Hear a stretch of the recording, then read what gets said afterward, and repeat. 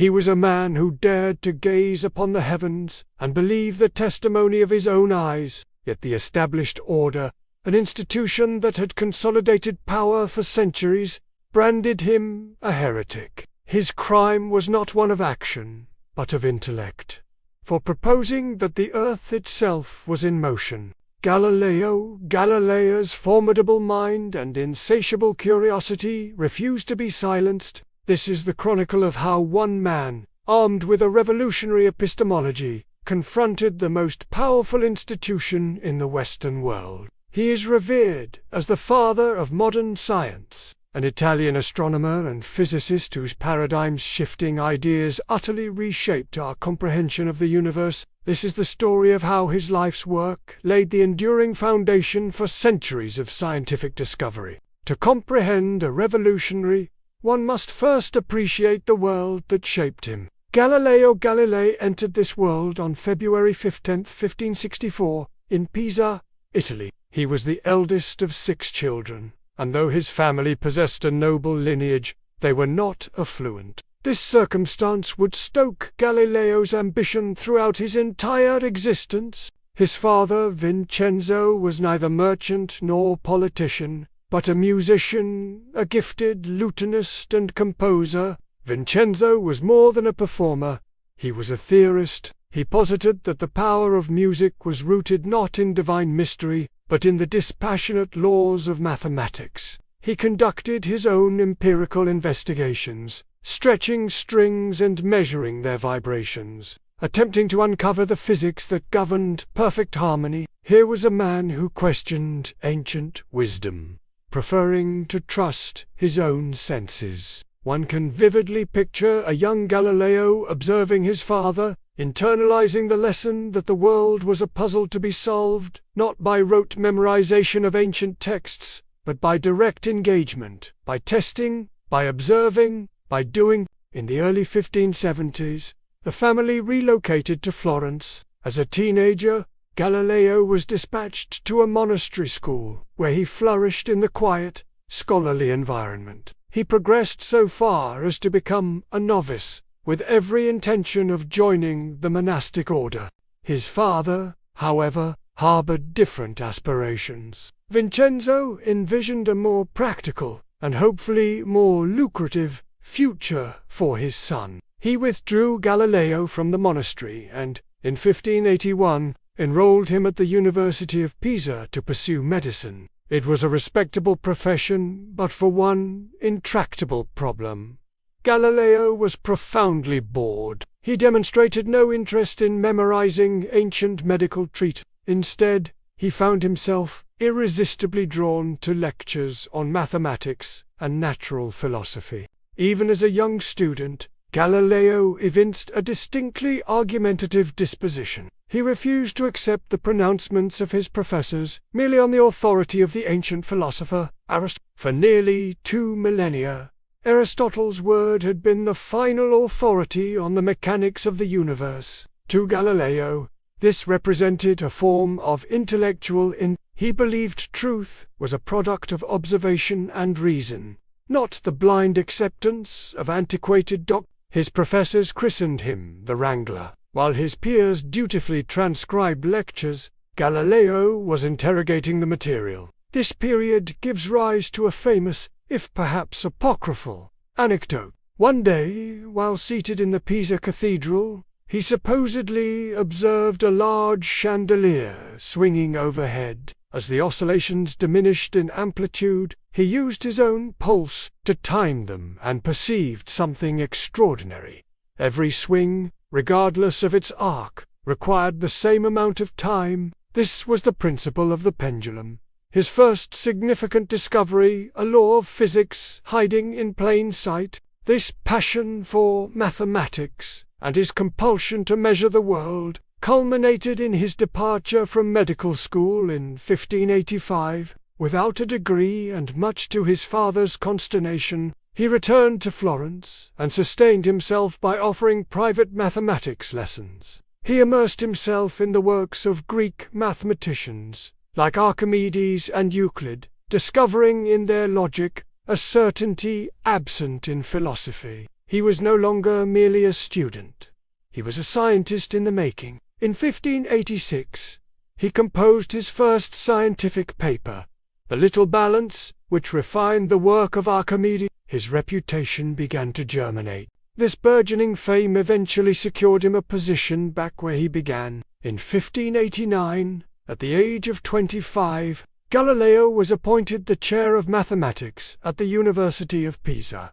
It was a triumph, albeit a bittersweet one. The salary was meager, and upon his father's death in 1591, Galileo became the sole provider for his family, a responsibility that included the dowries for his two younger sisters. The financial pressure was immense. It was during this tenure at Pisa that Galileo initiated his systematic assault on Aristotelian physics. The prevailing belief, inherited from Aristotle, was that heavier objects fall faster than lighter ones. It possesses an intuitive, common-sense appeal. But Galileo dissented. He contended that in a vacuum, absent the effects of air resistance, all objects would fall at the same rate. This leads to one of the most indelible images in the annals of science. Galileo, at the apex of the Leaning Tower of Pisa, dropping two cannonballs of different weights and observing them strike the ground simultaneously. It is a perfect story, a powerful metaphor for empirical truth. But did it actually happen? The historical consensus is that it almost certainly did not, being a legend likely propagated by his biographer. What is certain is that Galileo devised meticulous experiments to substantiate his claim. He understood that falling objects moved too swiftly to time with precision. Consequently, he constructed a long, smooth, inclined plane, essentially a ramp to slow the effect of gravity. By rolling balls down this ramp, he could measure their descent precisely and demonstrate the validity of his theory. This was the essence of his method. Do not merely speculate, experiment.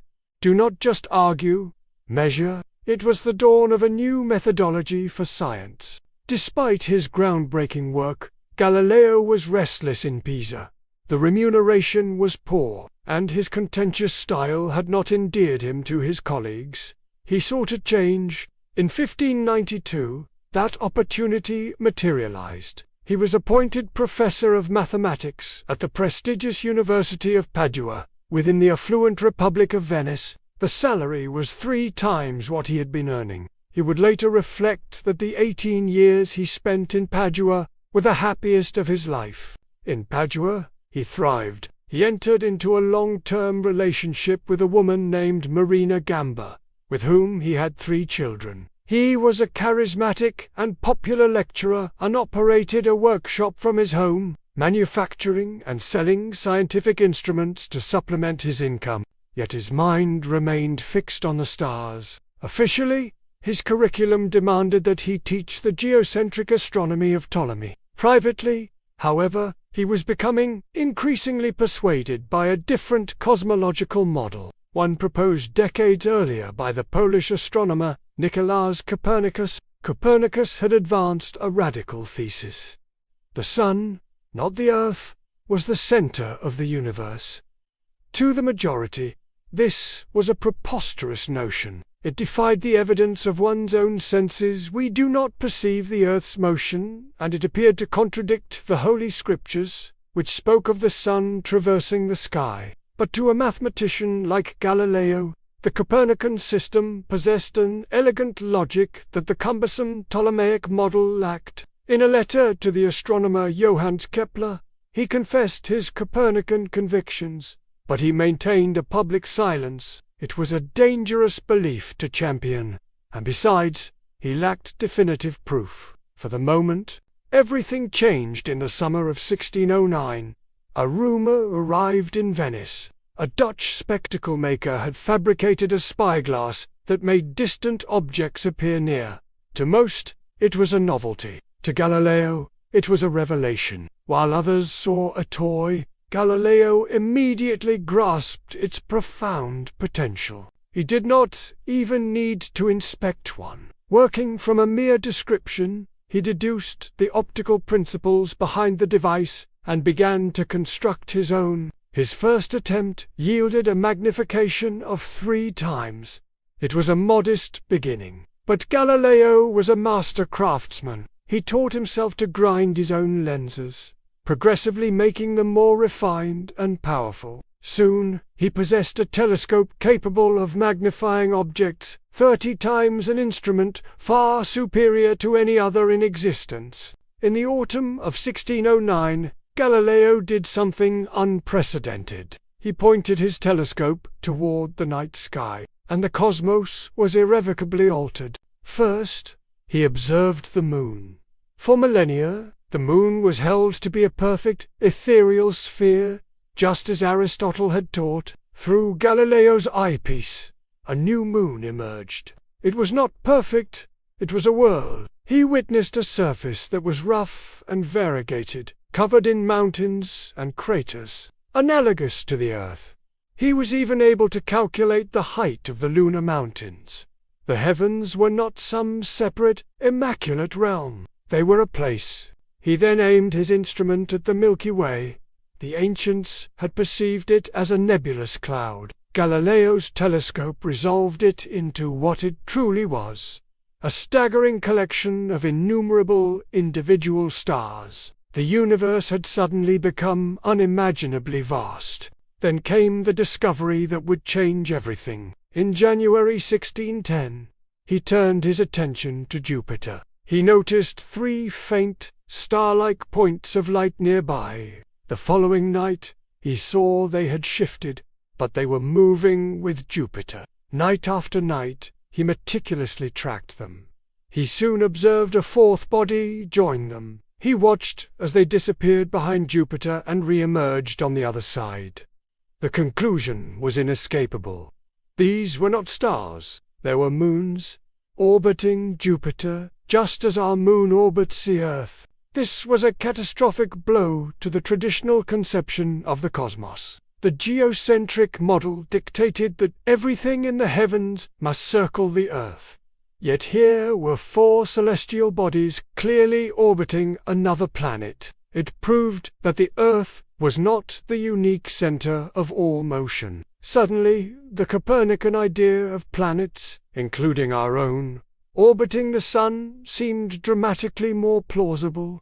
Galileo understood the momentous nature of his findings. He worked with feverish intensity, and in March 1610, he published a brief but explosive volume, Sidereus Nuncius, or the Starry Messenger. In a shrewd act of political patronage, he dedicated the book and his newfound moons to the powerful Grand Duke of Tuscany, Cosimo II de' Medici, naming them the Medicean stars. The book was a sensation. It transformed Galileo into the most celebrated scientist in Europe overnight. He had unveiled a new cosmos, one far grander and more intricate than anyone had dared to imagine. But in revealing this new universe, he had also mobilized powerful enemies. The battle for the heavens was only just beginning. Riding the surge of celebrity from the Starry Messenger, Galileo orchestrated his next career move. In 1610, he departed Padua for Florence, assuming the title of chief mathematician and philosopher to the Grand Duke. This appointment liberated him from teaching duties, allowing him to concentrate entirely on his research. His discoveries had made him a luminary, and in 1611 he undertook a triumphal visit to Rome. The Jesuit astronomers, at the Vatican's own esteemed scientific institution, the Collegio Romano, confirmed his observations with their own telescopes. He was even welcomed by influential figures in the Church, such as Cardinal Maffeo Barberini, a future pope, who seemed receptive to his ideas. But Galileo's inquiries were far from over. He directed his telescope toward the sun and, once again, shattered an ancient axiom. The sun, he observed, was not a perfect orb of fire. It was blemished. It possessed dark spots, sunspots that traversed its surface. By tracking their movement, he demonstrated that the sun itself rotates. The perfect, immutable heavens were appearing more and more like our own imperfect, dynamic Earth. Then came the observation that, for many, constituted the definitive proof. He studied Venus. According to the established Ptolemaic system, Venus orbits the Earth, always remaining between our planet and the Sun.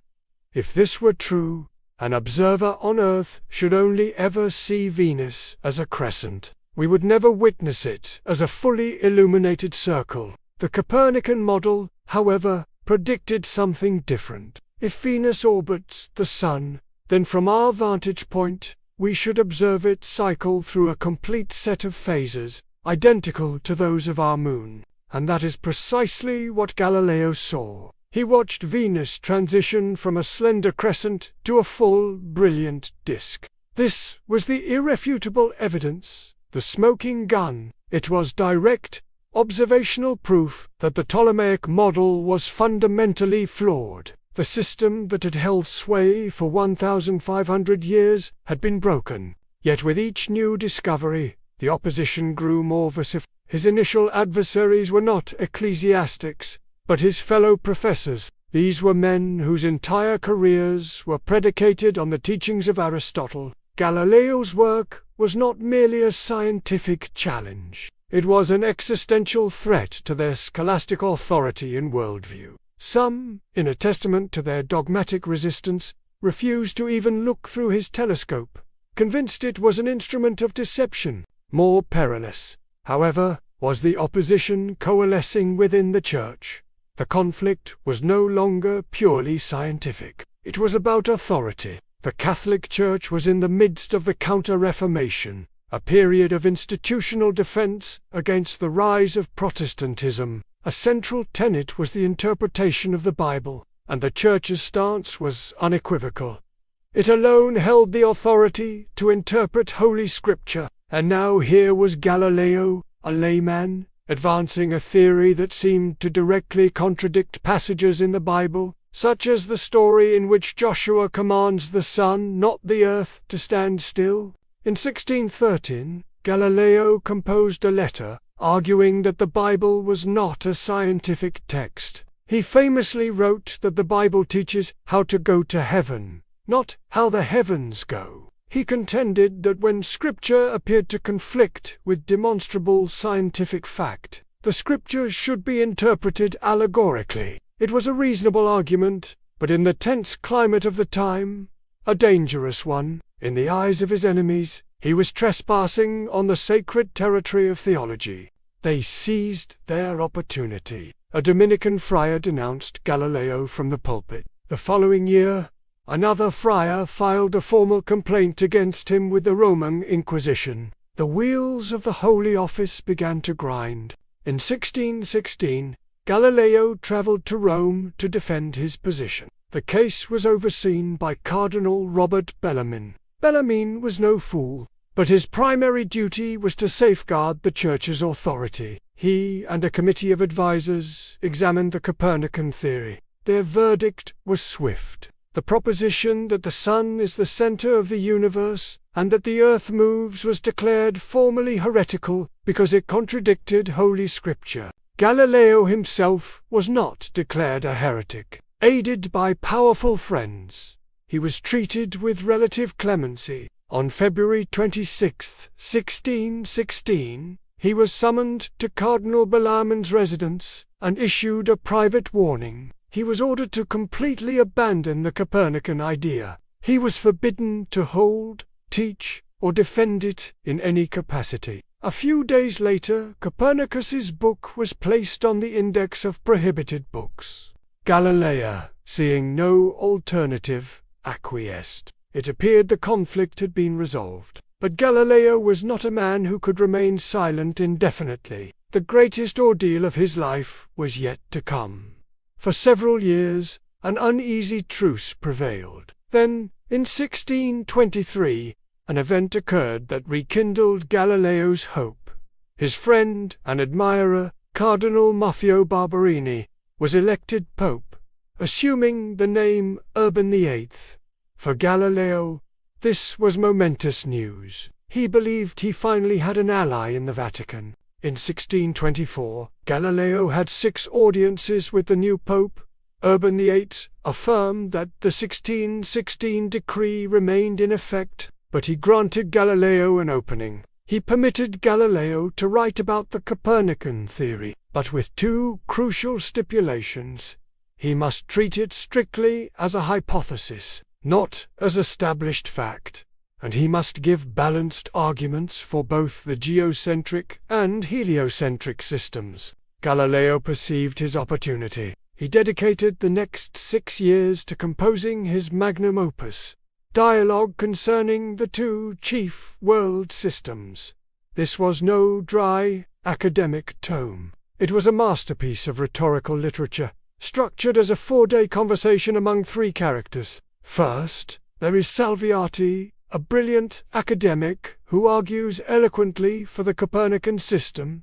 He is, in essence, Galileo's mouthpiece. Second is Sagredo, a witty and open-minded nobleman who is ultimately persuaded by Salviati's reasoning. The third character was his name literally evokes the word simpleton, and he is the defender of the old Aristotelian Ptolemaic views. Galileo portrayed Simplicio as ponderous, obstinate, and comically devoted to outdated authorities. Throughout the book, his arguments are systematically dismantled by Salviati, and the book was a tour de force of persuasion, but it was anything but the balanced discussion the Pope had requested. It was a systematic demolition of the old worldview. And then, Galileo made a fatal miscalculation. At the very end of the dialogue, he was obliged to include an argument that Pope Urban VIII had personally shared with him, the idea that because God is omnipotent, humans can never truly ascertain the true workings of the universe. It was a philosophical caveat regarding the limits of human knowledge. Galileo chose to place these very words into the mouth of the fool. Whether this was a deliberate act of intellectual arrogance or a shocking blind spot, the effect was catastrophic. When the book was published in 1632, Pope Urban VIII was incensed. He felt personally mocked and betrayed. He came to believe that Galileo had willfully deceived the censors to approve a book that was nothing short of Copernican propaganda. The Pope's fury unleashed Galileo's enemies. Distribution of the dialogue was halted.